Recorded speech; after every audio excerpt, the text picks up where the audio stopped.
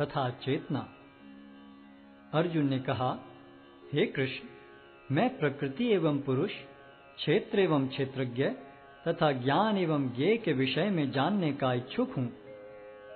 श्री भगवान ने कहा, हे कुंती पुत्र, यह शरीर क्षेत्र कहलाता है और इस क्षेत्र को जानने वाला क्षेत्रज्ञ है। हे भरतवंशी, तुम्हें ज्ञात होना चाहिए कि मैं भी समस्त शरीरों में ज्ञाता भी हूँ और इस शरीर तथा इसके ज्ञाता को जान लेना ज्ञान कहलाता है, ऐसा मेरा मत है। अब तुम मुझसे यह सब संक्षेप में सुनो कि कर्म क्षेत्र क्या है, यह किस प्रकार बना है, इसमें क्या परिवर्तन होते हैं, यह कहाँ से उत्पन्न होता है, इस कर्म क्षेत्र को जानने वाला कौन है और उसके क्या प्रभाव हैं।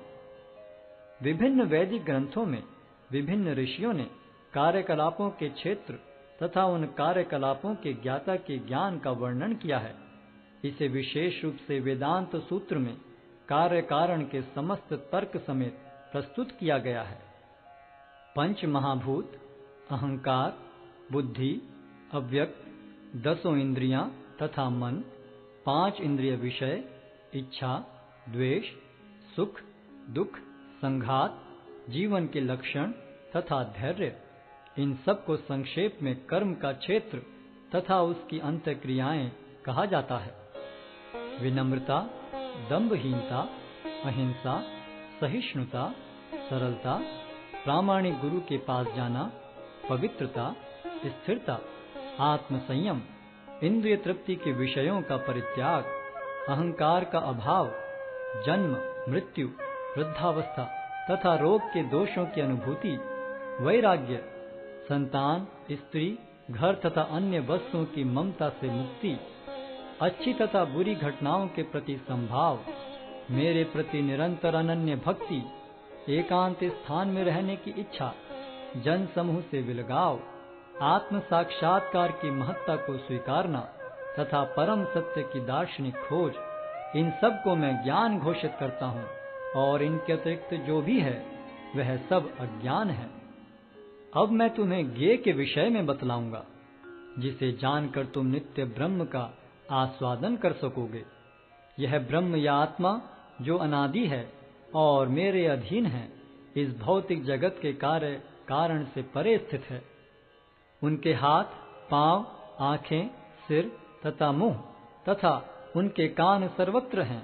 इस प्रकार परमात्मा सभी वस्तुओं में व्याप्त होकर अवस्थित है। परमात्मा समस्त इंद्रियों के मूल स्रोत हैं, फिर भी वे इंद्रियों से रहित हैं।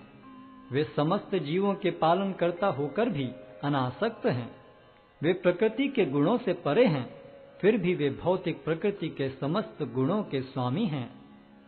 परम सत्य जड़ तथा जंगम समस्त जीवों के बाहर तथा भीतर स्थित हैं।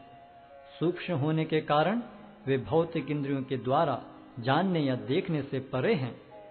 यद्यपि वे अत्यंत दूर रहते हैं, किंतु हम सबों के निकट भी हैं। यद्यपि परमात्मा समस्त जीवों के मध्य विभाजित प्रतीत होता है, लेकिन वह कभी भी विभाजित नहीं है। वह एक रूप में स्थित है। यद्यपि वह प्रत्येक जीव का पालन करता है, लेकिन यह समझना चाहिए कि वह सबों का संहार करता है और सबों को जन्म देता है। वे समस्त प्रकाशमान वस्तुओं के प्रकाश स्रोत हैं। वे भौतिक अंधकार से परे हैं और अगोचर हैं। वे ज्ञान हैं, ज्ञेय हैं और ज्ञान के लक्ष्य हैं। वे सबके हृदय में स्थित हैं। इस प्रकार मैंने कर्म क्षेत्र, ज्ञान तथा ज्ञेय का संक्षेप में वर्णन किया है। इसे केवल मेरे भक्त ही पूरी तरह समझ सकते हैं और इस तरह मेरे स्वभाव को प्राप्त होते हैं। प्रकृति तथा जीवों को अनादि समझना चाहिए। उनके विकार तथा गुण प्रकृति जन्य हैं। प्रकृति समस्त भौतिक कारणों तथा कार्यों की हेतु कही जाती है और जीव इस संसार में विविध सुख दुख के भोग का कारण कहा जाता है। इस प्रकार जीव प्रकृति के तीनों गुणों का भोग करता हुआ प्रकृति में ही जीवन बिताता है। यह उस प्रकृति के साथ उसकी संगति के कारण है। इस तरह उसे उत्तम तथा अधम योनियां मिलती रहती हैं। तो भी इस शरीर में एक अन्य दिव्य भोक्ता है जो ईश्वर है परम स्वामी हैं और साक्षी तथा अनुमति देने वाले के रूप में विद्यमान हैं और जो परमात्मा कहलाता है। जो व्यक्ति प्रकृति, जीव तथा प्रकृति के गुणों की अंतःक्रिया से संबंधित इस विचारधारा को समझ लेता है, उसे मुक्ति की प्राप्ति सुनिश्चित है। उसकी वर्तमान स्थिति चाहे जैसी हो, यहाँ पर उसका पुनर्जन्म नहीं होगा। कुछ लोग परमात्मा को ध्यान के द्वारा अपने भीतर देखते हैं, तो दूसरे लोग ज्ञान के अनुशीलन द्वारा, और कुछ ऐसे हैं जो निष्काम कर्म योग द्वारा देखते हैं। ऐसे भी लोग हैं जो यद्यपि आध्यात्मिक ज्ञान से अवगत नहीं होते, पर अन्यों से परम पुरुष के विषय में सुनकर उनकी पूजा करने लगते हैं। ये लोग भी प्रामाणिक पुरुषों से श्रवण करने की मनोवृत्ति होने के कारण जन्म तथा मृत्यु के पथ को पार कर जाते हैं। हे भरतवंशियों में श्रेष्ठ, यह जान लो कि चर तथा अचर जो भी तुम्हें अस्तित्व में दिख रहा है, वह कर्म क्षेत्र तथा क्षेत्र के ज्ञाता का संयोग मात्र है।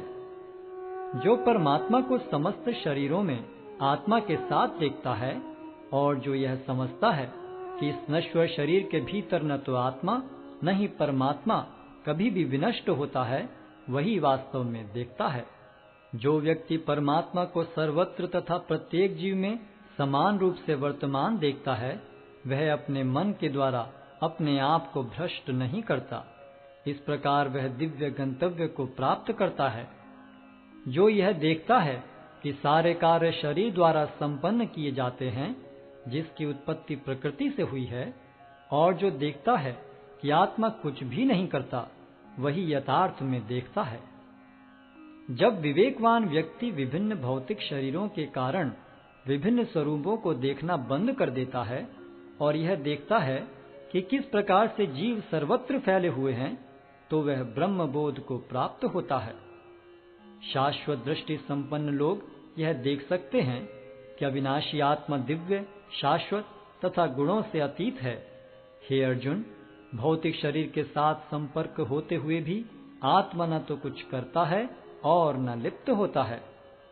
यद्यपि आकाश सर्वव्यापी है, किंतु अपनी सूक्ष्म प्रकृति के कारण किसी वस्तु से लिप्त नहीं होता। इसी तरह ब्रह्म दृष्टि में स्थित आत्मा शरीर में स्थित रहते हुए भी शरीर से लिप्त नहीं होता। हे भरतपुत्र, जिस प्रकार सूर्य अकेले इस सारे ब्रह्मांड को प्रकाशित करता है, उसी प्रकार शरीर के भीतर स्थित एक आत्मा सारे शरीर को चेतना से प्रकाशित करता है। जो लोग ज्ञान के चक्षुओं से शरीर तथा शरीर के ज्ञाता के अंतर को देखते हैं और भव बंधन से मुक्ति की विधि को भी जानते हैं, उन्हें परम लक्ष्य प्राप्त होता है।